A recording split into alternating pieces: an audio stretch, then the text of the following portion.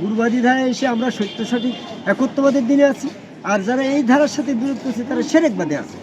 জানুয়ারি 16 তারিখ 2026 সাল, রোজ শুক্রবার। এখানে আমি আছি লালন ধামে, কুষ্টিয়ার লালন মাজারে। একটা বিষয় বলতে চাচ্ছি যে আমরা যারা গুরুবাদী ধারায় আছি আমাদেরকে অনেকেই বলে যে এরা শিরক করছে। আমরা জয়গুরু বলি, এই আল্লাহ রসুলের জয় কামনা করার বিধান আসছে। আল্লাহর গুণবাচক নাম গুরু, রসুলের গুণবাচক নাম গুরু। এই জয়গুরু দিয়ে আমরা আল্লাহ রসুলকে একত্ববাদের জয়। যদি আমি রসুলবাদ দিই তাহলে রসুলবাদ দিলে শয়তান হয়ে যায়, কাফের হয়ে যায়। যেমন ইবলিস রসুলবাদ দিলে আল্লাহ করে সে কাফের হয়ে গেছে, আদম সিজদা না করি কাফের হয়ে গেছে না। আবার যদি আমি আল্লাহবাদ দিয়ে শুধু রসুল করি তো আল্লাহবাদ দিলেও কাফের, সূরা ইউনূসের 106 নম্বরে। এবার এখন যদি আল্লাহ রসুল দুটোই নিয়ে তাও কিন্তু সূরা জিনের 18 নম্বর আয়াত অনুসারে শিরক হয়ে যায়। এই জন্য আমরা জয়গুরু বলে আল্লাহ রসুলকে একত্ববাদে নিয়ে এসে জয়গুরু বলে, এই জন্য এটা শিরক নয়। এই জন্য তো রসুলের আনুগত্য করলে আল্লাহর আনুগত্য হয়। সূরা নিসার 80 নম্বর আয়াত। রসুলের প্রশংসা করলে, রসুল যখন আমার গুরু, গুরু আমার রসুল, গুরুর প্রশংসা করলে, জয় মানে প্রশংসা, গুরু যখন প্রশংসা করে ওটা আল্লাহর হয়ে যাচ্ছে। আল্লাহ রসুলকে একাকার অভিন্নভাবে আমি যখন সেখানে সেজদা করছি তখন ওই হাত আল্লাহর পা আল্লাহর, চেহারা আল্লাহর ভিতরে। ফেরেশতারা যেমন আদম আলাইহিস সালামকে সেজদা করছিল, ঠিক সেইভাবে আমরা সূরা আল ফাতির 10 নম্বর আয়াতে এসে রসুলের হাত আল্লাহর হাত বিশ্বাস করে রসুলের ভিতরে আল্লাহর স্বপ্ন বিশ্বাস করছি, সেজদা করছি। এই জন্য আমাদের এটা শিরক নয়। আমরা যার যার গুরু রসুল আর নবী মুহাম্মদ সাল্লাল্লাহু আলাইহি ওয়াসাল্লামের নবী পদ হচ্ছে দুইটা, একটা হচ্ছে নবী পদ, একটা হচ্ছে রসুল পদ। মুহাম্মদ সাল্লাল্লাহু আলাইহি ওয়াসাল্লামের পরে নবী পদ ছিল সূরা ইমরানের 79 নম্বরে। মুহাম্মদ সাল্লাল্লাহু আলাইহি ওয়াসাল্লামের পরে রসুল পদ ছিল সূরা জিনের 18 নম্বরে। রসুল পদটা, নবী পদটা শেষ হয়ে গেল সূরা আহজাবের 40 নম্বরে। আর রসুল পদটা হস্তান্তর হয়ে গেল সূরা আনামের 124 নম্বরে। এই হস্তান্তরযোগ্য রসুল পদ সূরা ইমরানের 81 নম্বর আয়াত অনুসারে তিনি হযরত আলীকে রসুল, সূরা মায়দার 60 নম্বর আয়াত অনুসারে আয়াতপ্রাপ্ত হয়ে সূরা মায়দার 81 নম্বর আয়াতের অঙ্গীকার পালন করার জন্য তিনি নবী হয়ে হযরত রিসালাত দিয়ে হযরত আলীকে সাহায্য করে সূরা ইমরানের 81 নম্বর আয়াত। তাহলে নবী পদ শেষ হয়েছে, রিসালাত পদ চালু আছে। এভাবে হযরত আলী রসুল হয়ে গেল, হযরত আলী কিন্তু নবী নয়। এভাবে ধারাবাহিকভাবে যার যার গুরু তার রসুল। আমার গুরু হযরত খাজা নিজামুদ্দিন আহমেদ চিশতি আমার রসুল, সেই হাত আল্লাহর হাত, রসুল আনুগত্য করলে ওই আনুগত্য আল্লাহর কাছে চলে যাচ্ছে। সূরা জিনের সূরা নিসার 80 নম্বরে। তাহলে রসুলের জয় দিলে ওই জয় তো আল্লাহর কাছে যাচ্ছে। এই জন্য আমরা জয় গুরু বলে সেজদা করছি, এটা আমাদের তা শিরক হচ্ছে না। যারা আমাদের সাথে বিরোধ করছে তারাই বরং শিরক করছে। যারা রসুলকে, গুরুকে রসুল মানছে না, তারা বর্তমানে আলেম উলামা, মাওলানা, মুফতি সাহেব, পীর সাহেবের আনুগত্য করছে, তারা জয়গুরু বলছে না, আদম সিজদা করছে না। এরা তাদের পীরের আনুগত্য করে শিরক করছে। দিনের ক্ষেত্রে সকল আনুগত্য পাবে আল্লাহ, পীরের আনুগত্য করলে ওই আনুগত্য আল্লাহর হবে বা রসুলের হবে, এর মর্মে তো কোনো আয়াত নেই। আর কোরআন মোতাবেক যারা বিধান পরিচালনা করে না, জালেম ফাসিক কাফের, এদেরকে বেশিভাবে ধরলে তারা বলে যে আমরা সূরা নিসার 59 নম্বর আয়াত অনুসারে এই পীরের আনুগত্য করছি বা উলিল আমরের আনুগত্য করছি বা নায়েবে রাসূলের আনুগত্য করছি। এই উলিল আমরের আনুগত্য এখানে দিনের ক্ষেত্রে আনুগত্য। আল্লাহ রসুল আছে দুনিয়াবি ক্ষেত্রে, আর আল্লাহ রসুল আছে দিনের ক্ষেত্রে, আর উলিল আমরটা হচ্ছে দুনিয়াবি ক্ষেত্রে।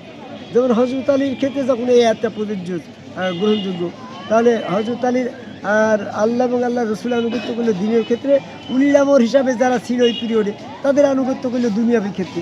ওরা যেমন যখন নবী মুহাম্মদ সাল্লাল্লাহু আলাইহি ওয়াসাল্লাম রাষ্ট্র প্রশাসনিক ক্ষমতায় গেল তখন নবীর পরে 3টে পদ হয়ে গেল, এটা নবী পদ, রসুল পদ, উলিল আমর পদ। সেক্ষেত্রে একজন ব্যক্তির আনুগত্য করলে উলিল আমর হয়ে। কিন্তু অন্যান্য দেশের প্রেসিডেন্টরা তো ছিল, তারা তো নবী রসুল। সেই দেশের জনগণের জন্য এই আয়াতটা যে আল্লাহ রসুল আনুগত্য করো, আর উলিল আমর হচ্ছে তোমার রাজা বাচ্চা, প্রেসিডেন্ট, প্রধানমন্ত্রী বা ইত্যাদি মেম্বার, চেয়ারম্যান, অফিসার, এরা হচ্ছে উলিল আমর।